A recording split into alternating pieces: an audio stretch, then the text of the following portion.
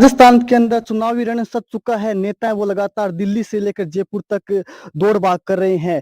वहीं अब कुछ ही समय के बाद राजस्थान के अंदर चुनाव की घोषणा हो जाएगी, आचार संहिता लग जाएगी। लेकिन इस बार युवाओं के क्या कुछ मुद्दे हैं, उन्हीं पर हम चर्चा करेंगे। हमारे साथ युवा है, हम युवा से जाने कि आखिर वो क्या सोचते हैं चुनाव के बारे में और कैसा उनका उम्मीदवार होगा, कैसे वो अपने नेता को चुनेंगे। क्योंकि वो कहते हैं ना, जिस ओर युवा चलता है उस ओर जमाना चलता है। हमारे साथ युवा है, हम युवा से बात करते हैं। क्या नाम आपका? ज्योति सोनी। ज्योति, किस प्रकार से इस बार आप चुनाव को देख रही हैं और कौन से वो मुद्दे होंगे जिनको लेकर आप अपना मतदान करेंगे? इस बार का चुनाव मेरे लिए एजुकेशन सेंटर में ही होगा कि आप एजुकेशन को किस तरीके से लेते हो। First of all as a aspirant हमें पेपर देने होते हैं, हमें पेपर में जाना भी होता है, तो ट्रैवलिंग में जो दिक्कत होती है, इस बार जो आरएस में कदम उठाया गया है कि हमें हमारे ही पास के एरिया दिए गए हैं, तो इसको ऐसे ट्रांसफर कर सकते हैं हम कि जो जिसका डिस्ट्रिक्ट है उसे उसी में दे दो आसपास, ताकि दिक्कत ना हो। क्योंकि एज ए एस्पिरेंट हम ज्यादा पेपर से घबराते हैं, बट जो ट्रांसपोर्ट लगता है उसमें हमारी हालत ज्यादा खराब हो जाती है। इसलिए मेरा यही कहना है कि इसको थोड़ा सा मेन मोटिव लेके चले।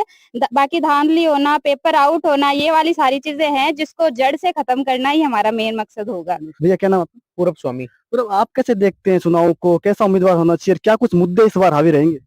देखिए सर, मैं तो पेपर लीक है ये सबसे बड़ा मुद्दा मानता हूँ, क्योंकि सर पहले तो फॉर्म बहुत लेट जो है लीक आते हैं, उसको वजह सर पेपर बहुत लेट होते हैं, उस वजह से उसका रिजल्ट ही बहुत लेट आता है और लास्ट में पता चलता है पेपर लीक हो गया, पेपर ही रद्द हो गया। तो बच्चा सर जो 2 साल से मेहनत कर रहा है, कोचिंग में पैसे लगा रहा है, घर से दूर रह रहा है, उसके सर मेहनत तो सर पानी फिरता है सीधा। तो सर ये चीज गलत है। अब जैसे रीट के पेपर हुए 1 साल हो गया, अभी तक सर रिजल्ट नहीं आया उसका। सर उसके 2 बार तो पेपर लीक हो गए, कभी कहते हैं हिंदी सेकंड ग्रेड का पेपर लीक हो गया, कभी कहते हैं थर्ड ग्रेड में जीके पेपर लीक हो गया। तो सर ये चीज बहुत गलत है। अन्यों से बात करते हैं भैया, जिस प्रकार से राजस्थान में अपराधी बढ़े हैं, विशेष रूप से महिलाओं के साथ हर दिन देखने को सुनने को मिलता है, अखबारों में पढ़ते होंगे, टीवी में देखते होंगे, कुछ असर होगा? चुनाव का मुद्दा रहेगा ये भी?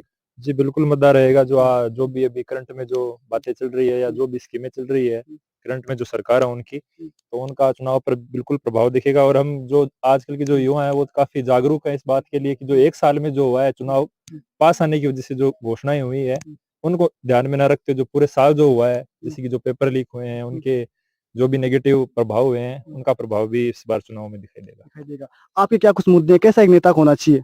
जी, नेता ऐसा होना चाहिए जो कि अपने पार्टी के लिए ना सोचता हो, जो कि जो विकास की बातें हैं, जो विकास के लिए जो स्कीम है, जो जरूरत के जो कदम है वो ले, ऐसा नेता होना चाहिए।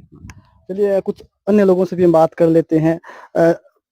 सरकार काफी योजनाएं लेके आई है, जिस प्रकार से युवाओं ने भी कहा है ना, आपको क्या लगता है वो कौन से मुद्दे इस बार हावी रहेंगे जिन पर युवा है वो मतदान करेगा? इस बार योजनाएं काफी लगाई है सरकार ने और योजनाओं का काफी फायदा भी हुआ है लोगों को, लेकिन पब्लिक को एक ईमानदार और अच्छी सरकार की आवश्यकता है और उसके लिए सभी अपना वोट करेंगे। सबके पास अपने अपना निर्णय लेने की क्षमता है, तो उसके अकॉर्डिंग होने चाहिए। योजनाएं काफी अच्छी चलाई है और उनका बेनिफिट लोगों को मिल रहा है। तो क्या सोचते हैं चुनाव के? आपने सुना, लेकिन इस बार कहीं ना कहीं रीट का मुद्दा है वो अहम रहने वाला है। अब देखने वाली बात ये होगी कि युवा है वो किस ओर जाते हैं और किसके सर पर ताज रखते हैं। हालांकि अब तक देखा गया कि सरकार हर 5 साल के बाद बदल जाती है, लेकिन गहलोत सरकार का कहना है कि हम इस बार रिवाज बदलेंगे, फिर से सत्ता में आएंगे, अपनी योजनाओं के दम पर सत्ता में आएंगे। तो वहीं भाजपा है वो लगातार कड़े प्रहार कर रही है और कह रही है कि एक बार फिर से भाजपा फुल मेजोरिटी के साथ सरकार में आएगी। 150 के पार इस बार भाजपा आपको नजर आएगी। एनडीटीवी इंडिया के लिए चूरू से गजेंद्र सिंह।